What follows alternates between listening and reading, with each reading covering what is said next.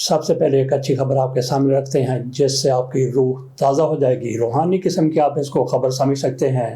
وسیم اکرم پاکستان کے بڑے کرکٹرز میں شمار ہوتے ہیں۔ گزشتہ دنوں انہوں نے حج کیا تھا، اس موقع پر ان کی طرف سے شیطان کو جس طرح سے کنکریاں ماری گئیں، اس پر کچھ لوگوں نے اعتراض کیا کہ انہوں نے بولنگ کے انداز میں شیطان کو کنکریاں ماری تھی۔ بہرحال یہ ان کا اپنا ایک فعل تھا، اس پر کچھ لوگوں نے تنقید تو کی لیکن تعریف کرنے والے لوگ بھی موجود تھے، لیکن ہم اس معاملے میں نہیں پڑتے۔ انہوں نے جو کچھ وہاں پہ کیا اپنی مرضی کے، اپنی دانست کے مطابق انہوں نے درست کیا۔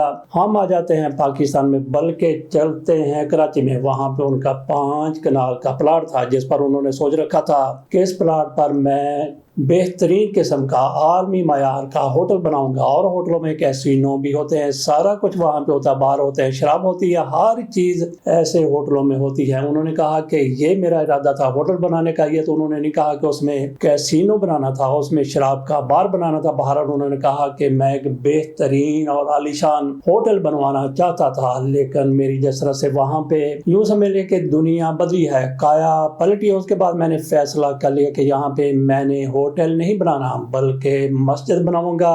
ان کی طرف سے یہ بھی کہا گیا کہ اس راستے پر مجھے سعید انور لے کے آئے تھے، وہ بھی ماشاءاللہ سے ایک عظیم کرکٹر ہیں۔ وہ جس طرح سے اسلام کی مذہب کی طرف راغب ہوئے، کئی اور کرکٹرز کو بھی اپنے ساتھ اسی طرح سے لے کے چلنے لگے۔ ان میں انضمام الحق ہیں، محمد مشتاق ہیں، اور بھی کئی کرکٹر شامل ہیں۔ وہ کہتے ہیں کہ آج میں جو کچھ بھی جس طرح سے مجھ پر مذہبی رنگ چڑھا ہے، اس میں سعید انور کی محنت اور کوشش، یہ وسیم اکرم کی طرف سے کہا گیا۔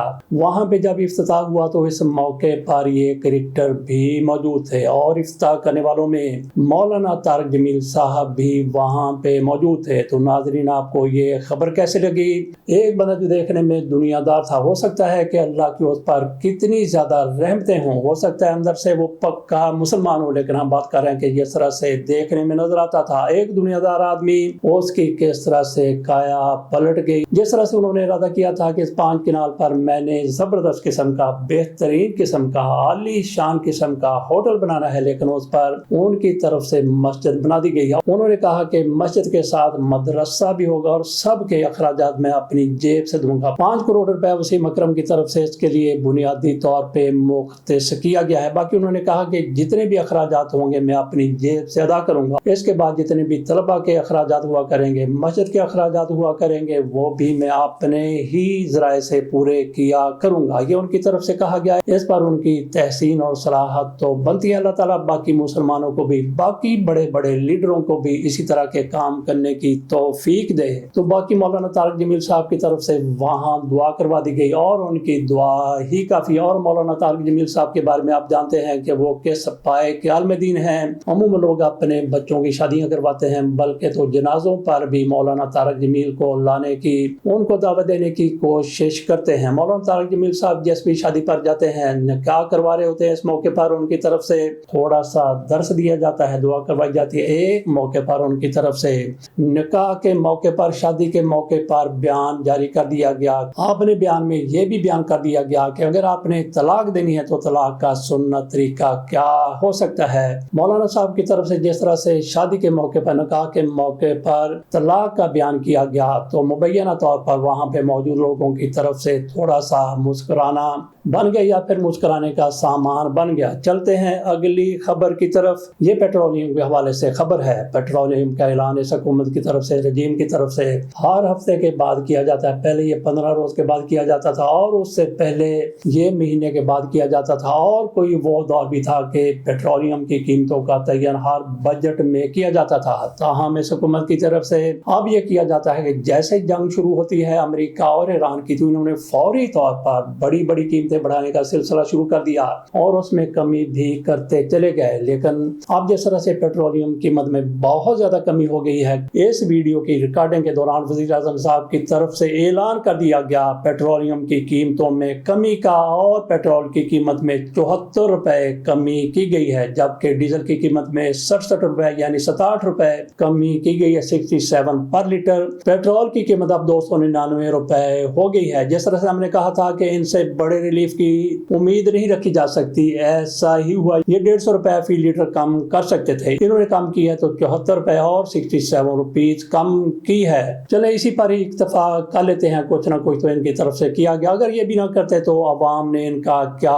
कर लेना था। इनको अवाम का कोई डर और खौफ नहीं है, क्योंकि उन्होंने अवाम से ना तो पहले वोट लिया और ना ही इनको लगता है कि आइंदा वोट लेने की हमें जरूरत पेश आएगी। जिस तरह आपने वो गाना सुना होगा कि झूठ बोले काला कौवा काटे देखते रहिए, इसी तरह से ये लोग देखते रहे। खैबर पख्तूनख्वा का 1 साल का बजट पेश कर दिया गया। उन पर बहुत ज्यादा दबाव था, सुहेल अफरीदी पर पार्टी के कुछ लीडरों की तरफ से बहुत ज्यादा दबाव था कि साल का नहीं बल्कि 3 महीने का बजट पेश करना है, क्योंकि इमरान खान के साथ मुलाकात नहीं हो रही। उन्होंने शर्त रखी थी कि इमरान खान के साथ मुलाकात होगी तो बजट पेश किया जाएगा, लेकिन शर्त पूरी नहीं हो सकी। तो एक मौके पर यह कहा गया, इस हुकूमत की तरफ से भी कहा गया कि 3 महीने का बजट पेश करेंगे, इसके बाद फिर मजीद 3 महीने का बजट पेश करेंगे। इमरान खान के साथ मुलाकात से मशरूत किया जा रहा था, और इसके जो सबसे बड़े वकील थे वो शहबाज गिल थे। हर विलाग में वो यही बात कर रहे थे कि 3 महीने का बजट पेश किया जाए। वो वाइन की शिक्के में निकाल कर दिखा रहे थे, दुनिया के बारे में बता रहे थे कि फलां मुल्क में ऐसा हुआ, फलां मुल्क में ऐसा हुआ, आप भी ऐसा करें कि 3 महीने का बजट पेश करें।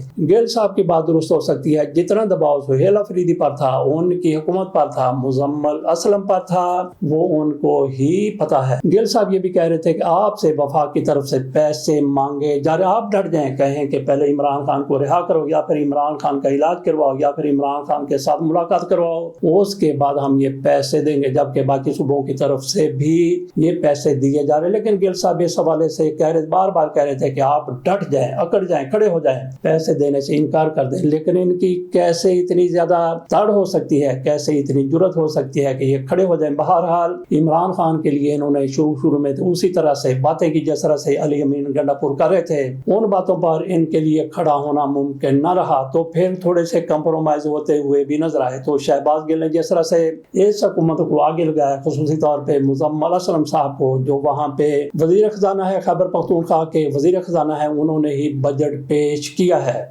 शहबाज गिल मुजम्मल असलम की कितनी ज़्यादा मुखालफत करते, कहते हैं कि ये फौजी हवालदार है और ये जनरलों का टाउट है, इस हद तक उनको कह देते हैं। उन्होंने एक मरतबा इनको जवाब दिया था और शहबाज गिल साहब शायद उसी से इतने ज़्यादा गुस्से में आ गए कि उनके पीछे पड़े हुए हैं। बहरहाल देखते हैं कि इस व्लॉग में जो आप वो करेंगे उसमें इनके बारे में क्या कहते हैं, क्योंकि उनको पूरी उम्मीद नहीं बल्कि यकीन किसी हद तक था कि ये हुकूमत 3 महीने का बजट पेश करेगी। बहरहाल खैबर पख्तूनख्वा हुकूमत की तरफ से पूरे साल का बजट पेश कर दिया गया। इस हवाले से बैरिस्टर गौहर की तरफ से कहा गया था कि साल का बजट पेश किया जाएगा, लेकिन सलमान अकरम राजा की तरफ से कहा गया था कि 3 महीने का बजट पेश करेंगे। लेकिन बाद में यही फैसला हुआ कि पूरे साल का बजट पेश कर दिया जाए। अब बात कर लेते हैं मेलोनी और ट्रंप की। इनके दरमियान जिस तरह से इख्तलाफात पहले थे वो थोड़ी देर के लिए तो पड़ते हुए नजर आए, पड़ते मतलब यह है कि कम होते हुए नजर आए, लेकिन जिस तरह से G7 के इजलास के दौरान हुआ है ये इख्तलाफात मजीद बढ़ गया। ना सिर्फ इख्तलाफात बढ़ गए बल्कि ये सफारती जंग तक भी पहुंच गए। हमें ये भी याद है कि किस तरह से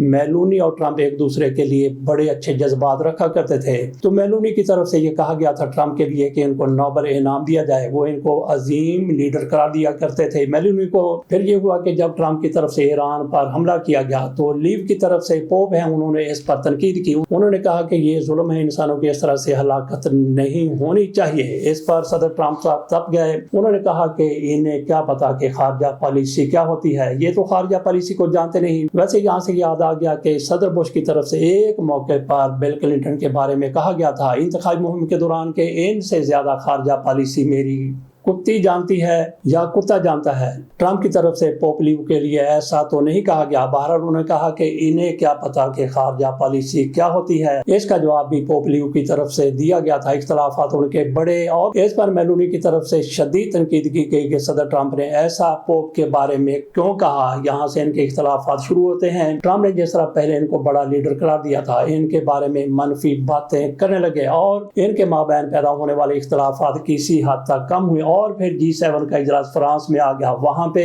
صدر ٹرمپ کی طرف سے یہ بیان سامنے آیا کہ میلونی نے میری منت کی کہ میرے ساتھ تصویر بنا لیں، اور مجھے ترس آ گیا، میں نے ان کے ساتھ تصویر بنوا لی.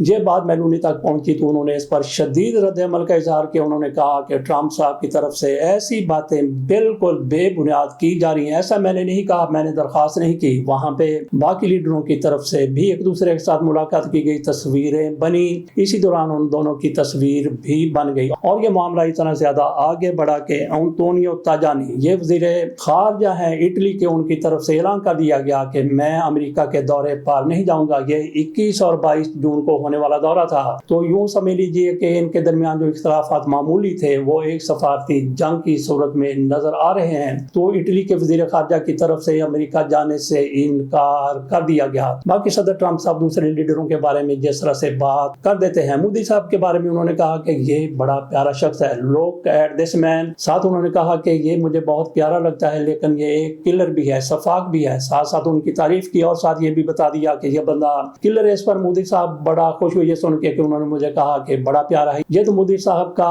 بس نہیں چلا، ورنہ تو وہاں پہ یہ گانا شروع کرتے، میں اڈی اڈی جاما آباد نہ. یہ پنجابی کا گانا، یہ تو شاید وہ نہ گا سکتے، لیکن یہ گانا وہ ضرور گا سکتے تھے کہ ہوا میں اڑتا جائے میرا لال دوپٹہ ململ کا. بہرحال ہم بات کر رہے تھے صدر ٹرمپ کی کہ وہ کس طرح سے اپنے دوستوں کے بارے میں بات کرتے ہیں، کس طرح سے بیوقوف بناتے ہیں، کس طرح سے ان پر تعریف کے ڈونگرے برساتے ہیں، اور اس کے ساتھ ساتھ ہی کس طرح سے ان کی دھول بھی اڑا دیتے ہیں. اس کے ساتھ اجازت دیجیے، اللہ حافظ.